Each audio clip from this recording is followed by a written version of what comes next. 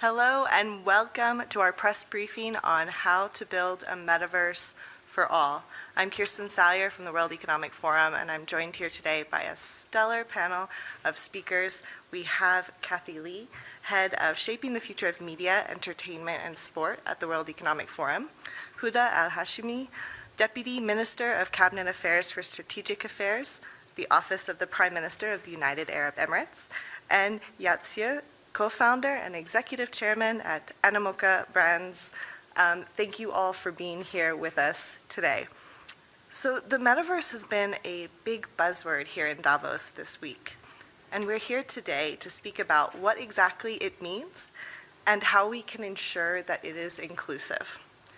So why does this matter? The metaverse is actually on track, according to some estimates, to be an $800 billion market by 2024. So we're just looking 1 year ahead. And that will have serious implications for business as well as for consumers who are looking to navigate what this means for their work and for their lives. It also raises some serious questions about how we ensure these technologies are accessible, inclusive, and safe. So that's the focus of the World Economic Forum's Defining and Building the Metaverse initiative. This is an initiative that is made up of more than 150 members who are working on answering these tough questions. And there's 2 new papers released today, one on interoperability in the metaverse and another on demystifying that consumer metaverse experience. So Kathy, could you tell us a bit about why this research is so important and what these initial findings mean for the metaverse? Thanks, Kirsten, for that. Hello, everyone. Kathy Lee, head of Media, Entertainment, and Sport platform at the forum. So the metaverse has been a buzzword. It's an evolving concept, one that doesn't have a standard definition yet. But many would agree that this new age of the internet will likely to disrupt but also transform the current social and also economic structures. From more immersive, empathetic social experiences to more universal access to education and healthcare, the metaverse does bring us a lot of the new opportunities, but at the same time, tremendous challenges as well. So because of all of this, interest in from business and also public, the forum felt the time was right to start this initiative and really bring together the key stakeholders, public sector, private sector, civil society, academia, to come together and contribute to developing a future metaverse that is safe, inclusive, interoperable, equitable, but also economically viable. And that's why we launched the Defining and Building the Metaverse initiative at our last annual meeting in May. As the leading international organization for public-private partnerships, the forum is uniquely positioned to bring together this diverse set of stakeholders. The work focused on 2 key areas. One is metaverse governance, and the other one is economic and societal value creation. Of the 2 tracks, the governance track focuses on defining a set of governance frameworks that's recommended frameworks that prevent potential harms and also mitigate emerging risks while ensuring equity and interoperability. The value creation track focuses on providing systems guidance to prepare for the organizations, to prepare for the inevitability of disruption, and also be aware of the potential value that the metaverse can generate. Since the launch, the initiative has convened more than 150 partners and organizations, including my 2 co-panelists here who are on the steering committee of the initiative, together with the 2 working groups exploring the themes across both tracks.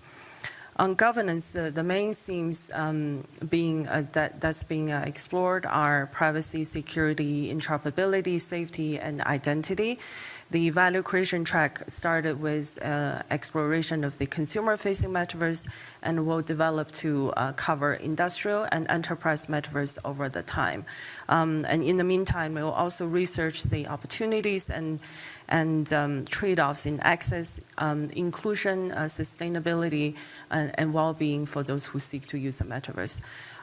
Through months of intense research, countless of working group meetings and steering committee meetings, and the interviews with constituents from all sectors. Both sectors are now ready to release their first outputs. The first output of the value creation track is on is an insight report demystifying the consumer metaverse and explores key components, foundational technologies, roles, and paths to economic value and growth in the singular consumer metaverse. The governance track is launching interoperability, a briefing paper called Interoperability in the Metaverse.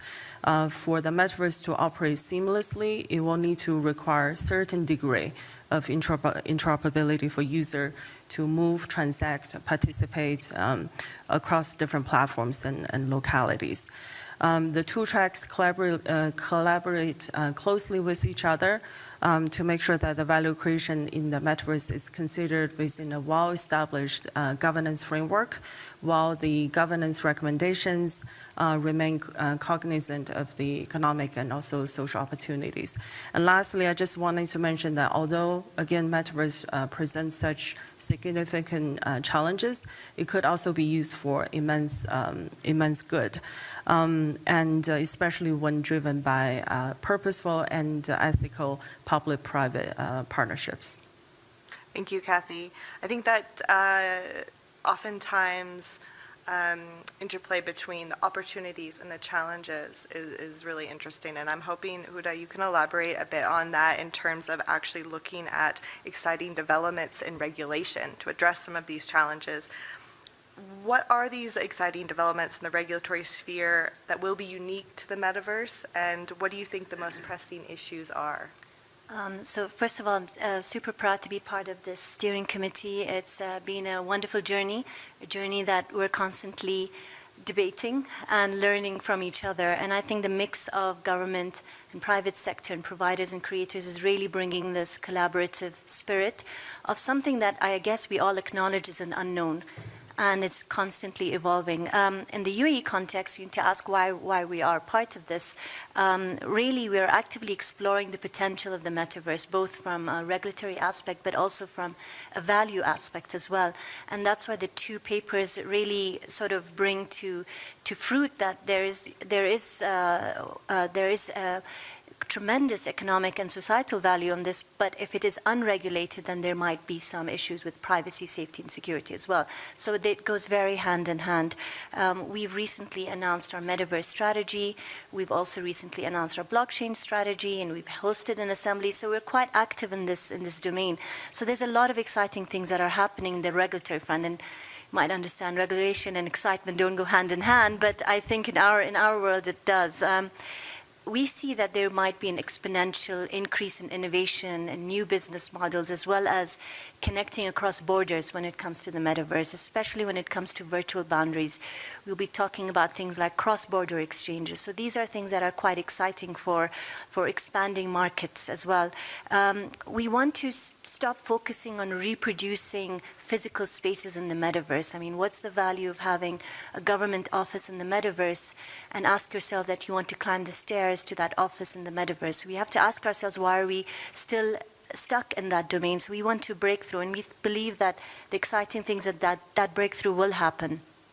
We also see that regulators will be acting more like referees rather than gatekeepers, and that code of conduct will actually take precedence over formulating policies. So these are areas that we believe are exciting. And if I could just maybe summarize it into four main aspects, and I think you mentioned that ethical and responsible participation. That's at the core of what we're trying to do.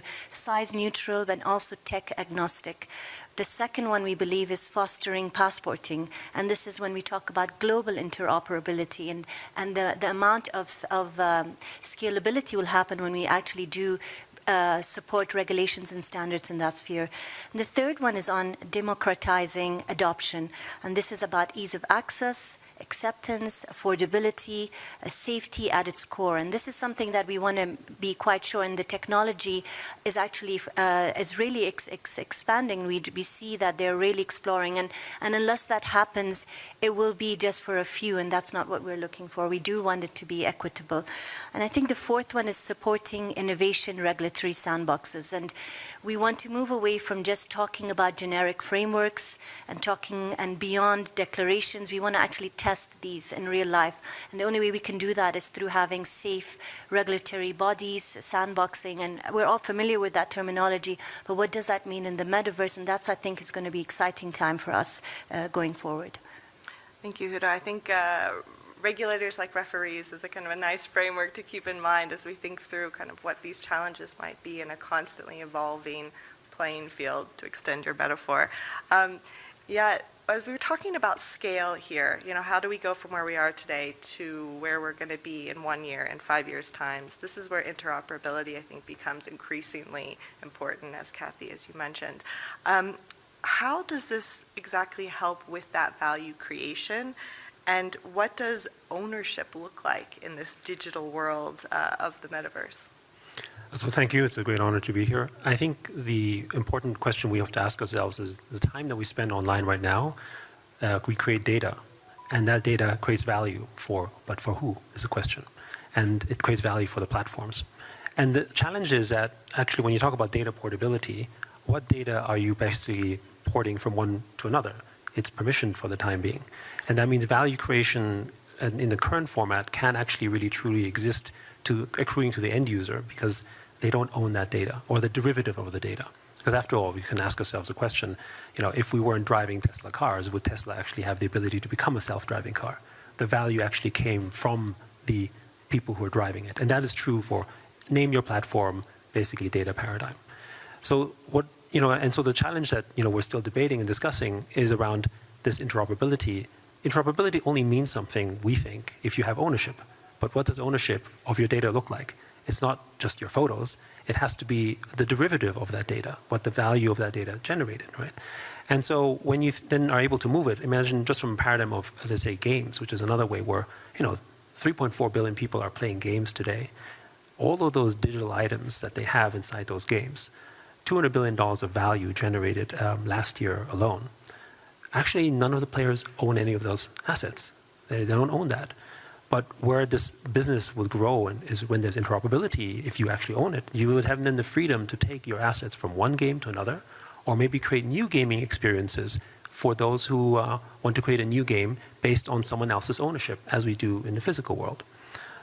But that means we have to sort of wrestle around this topic of true digital ownership, and maybe digital property rights is one area. Is the answer Web3? Do we use blockchain as a way to validate basically this ownership? Is it regulation? These are all things, obviously, that we're trying to come to terms with. But I think at the foundation, if you don't have true digital property rights, then you can't actually have digital freedom, the freedom to transact, because it's always permissioned. So I think that lies at the foundation of making interoperability benefit everyone. Thank you. Something that seems like it's coming across in a lot of the comments here today is really the individual at the heart of the center of how we're thinking about defining what is a very technical and a very digital virtual space. Putting people at the heart of design, Kathy, that's something that the initiative is sort of working towards developing. Could you speak a little bit more about what that means, and especially around issues of accessibility? How are people actually going to be using that space, and how do we make sure that that really is an inclusive environment as much as it can be? Yeah, absolutely. That's a great question. So when we think about, first of all, when we think about the metaverse, we don't think about the metaverse necessarily as an end state. It's just ongoing digital transformation. And what that means is everything we're doing now needs to be translated properly into, the future of the internet. And we've been saying for years that human rights should be respected and translated into the digital context. That means that the rights that you enjoy offline and the rights to privacy, to security that you have offline should be translated into online world as well. And that's why we keep preaching that the future of the internet, therefore the metaverse, needs to be human first, because human needs to remain at the center of the design. And that comes with many different realms. For example, privacy, security, and safety. When we think about a lot of the issues related to the design of the internet, and many of the pitfalls we actually didn't foresee when the internet, was born 40 years ago, we now need to carefully think about how we can safeguard the future of the internet. Accessibility is one thing that's extremely important. We're talking about accessibility not only in terms of disability, but we're also here we're talking about people who have different eyesights, different preferences. We need to think about when it comes to design of the headsets, we need to consider all of those requirements, and also demographic and also geographic divide as well. We need to make sure that this doesn't create another opportunity, another chance for the further digital divide to occur. So all of those needs to be thought through, and that's why, for example, even the interoperability paper focuses on looking at interoperability not only from the technical perspective, but usage across different demographic and geographic and also jurisdictional interoperability. Thank you. I think that point about the metaverse as this evolving next step of the internet is really interesting, especially if we look at some of the challenges that have been experienced in the internet thus far, one of which, of course, privacy. I'm hoping to your experience, if you could speak a bit to how you see those continuing debates around privacy online, how you see that happening when we start talking about this virtual world of the metaverse. So I think the way we think of privacy, and I think, first of all, privacy, digital identity, security, they all go hand in hand. We already see that happening right now. If someone basically intrudes on sort of your personal digital space, they steal your identity. It's actually much more. We have digital reputation today as well. It's not just sort of our sort of physical identity. It's our virtual persona, our virtual image that is actually important. And so in terms of privacy, how can you basically do the things online, particularly if you look at something doing on-chain, everything then becomes transparent. You see what you're doing. Is that something we want? Some things in our life that we want to keep private to ourselves. The data that we give, for instance, we want to be able to get the benefits of that, but then how much of that should we disclose to others? Do we have the right to basically maintain that data? Do we have the right actually not to share it? Can we not share it, right? That's the other question, because actually I think we all can assume that the platforms probably know a whole lot about us that we don't actually believe they might understand, or maybe they may even know more about us. How are we able to sort of analyze that?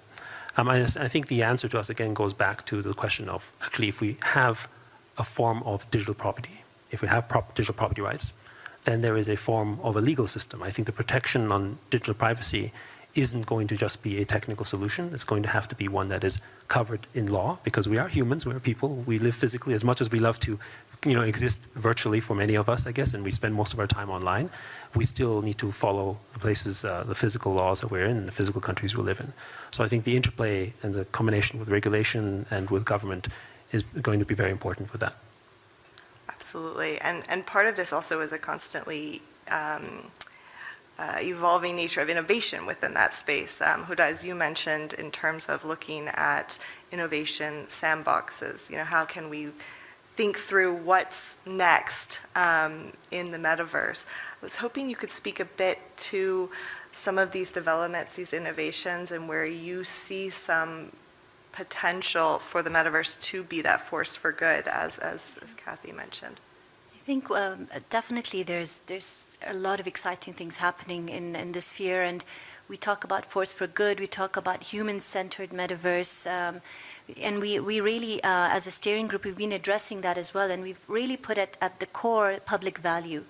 And interoperability, as Kathy mentioned, it doesn't look at just technology. And in fact, when we were debating this, it's really value took precedence in all the different aspects that we looked at. With exciting things, there's a lot of exciting things that I would say is trying to mitigate potential risks. So if we put it that way, one of the areas that we're finding quite interesting is on mental well-being.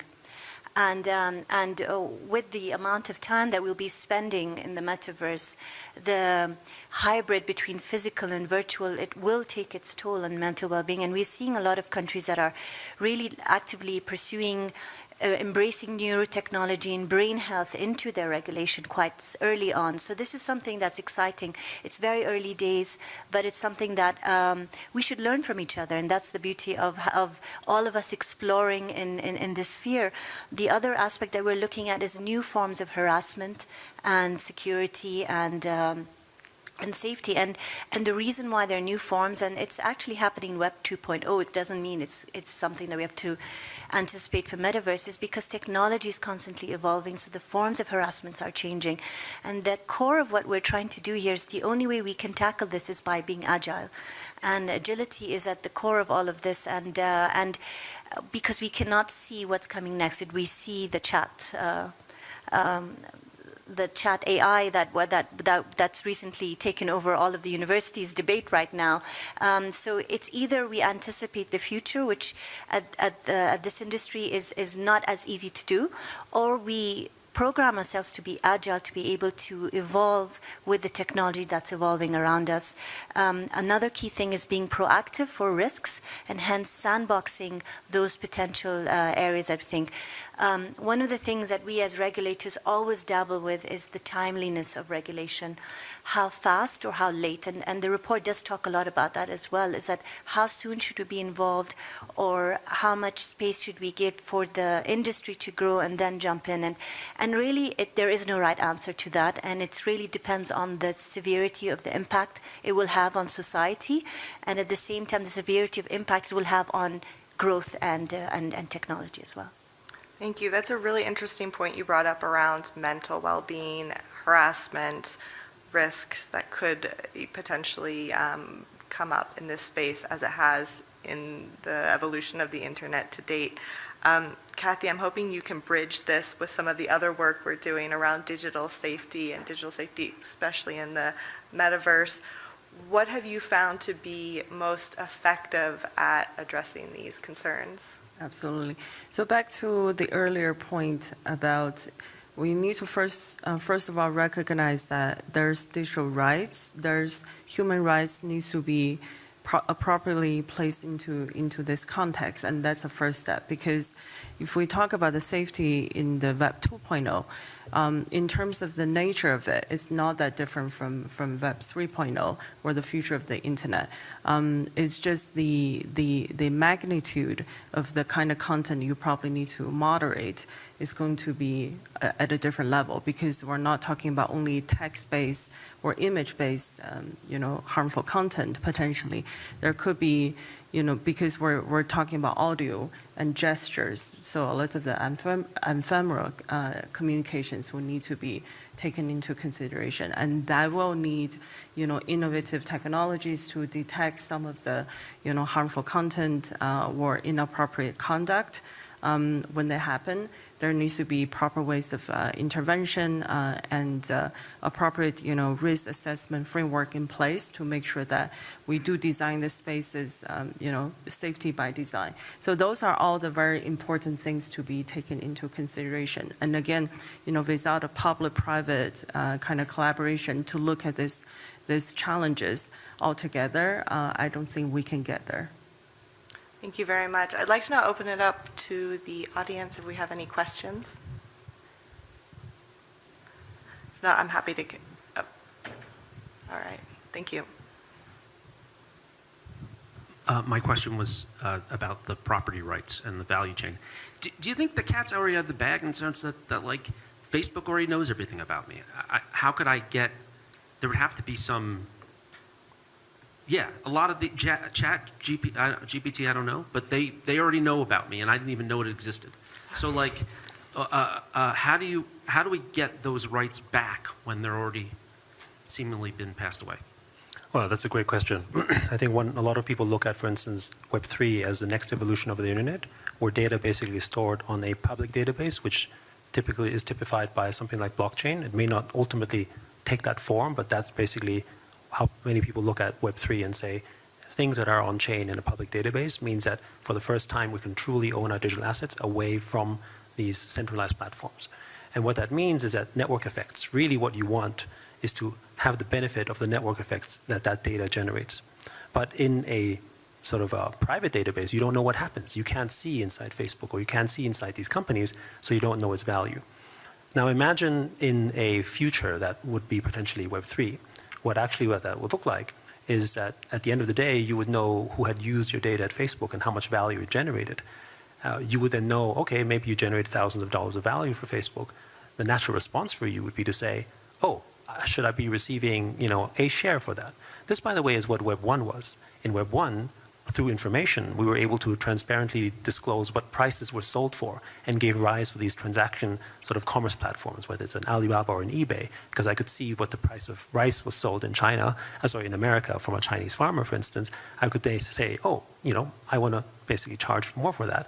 More importantly, an intermediary might come in and say, oh, actually, I can sell it for some kind of profit, and I will pay you more, and it creates a fair marketplace. So with Web3, what happens is that data becomes a commodity. Now, you may say, okay, Facebook already knows everything about us, but really, it's the constant evolution of the data that matters. Data becomes stale, right? It's not valuable if you don't keep adding to it. And so, where do we then move our data thereafter? And that's basically where the next phase, what some of us describe as Web3, but other platforms are building up to have a way of doing that. So, but it's early days in comparative speaking. I think that's the opportunity, and obviously platforms like Meta are also thinking how they play in this environment. We also have to look at, for instance, how did Facebook grow? They grew actually through the API economy, and who basically built those economies are the companies who built product on them and made them big. And for a moment, actually, they were offering it to everyone, and then they started to create restrictions for various business reasons, for very regulatory reasons, and then basically suddenly people didn't have access to it and they became inadvertently deplatformed, right? And so this is why permissionless is important from at least our perspective, because if you don't have the ability to just change the rules at any time, as we have with physical property, then you can actually build a stable business. Imagine if you owned, or apparently owned, your physical property and the rules kept changing every 6 months or every 12 months. You can't invest for anything beyond the 6 or 12 months. But if you knew you owned it, because you can have for like 30, 40, 50 years, then you can actually make a long-term investment. And that's where interoperability and digital property rights matter. Because if I can actually make a long-term investment, because I know it can be used in many ways, and because I'm absolutely assured of that ownership, then you can actually really enjoy the benefits of true capital formation.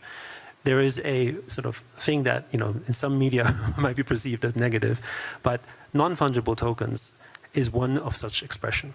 I wouldn't say it's the only expression, but it's one such expression of digital property rights. And we can see, for instance, what it's done for artists as well as for creators of any kind, where they've been able to generate much more value precisely because they own those assets and they were able to receive ongoing royalties in a transparent manner because it is on-chain. And we see basically some of those benefits that are forming, and obviously part of the working group that we have here is to try to make sure that we can make this open to all and also do it in a way that is inclusive for everyone. Well, thank you very much. I'd like to end by just asking each of my speakers in one line, if you could summarize your thoughts. In 5 years, what does the metaverse look like? What is your hope for the metaverse? Starting with you, Kathy.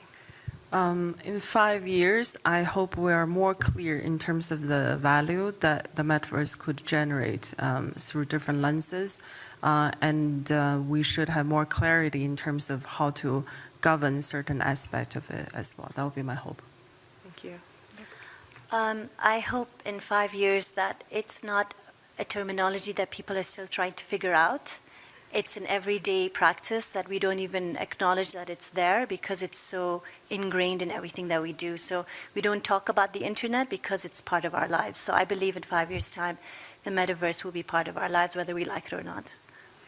So I think the metaverse, I mean, I agree with everything, but I think the metaverse also will be entirely new national economies will spring out of the metaverse, like a virtual society that is real because of all the transaction value, because of all the commerce that's happening on it. And I actually also believe that there's going to be sort of virtual governance that will take place in the metaverse, almost like a new set of countries, as it were.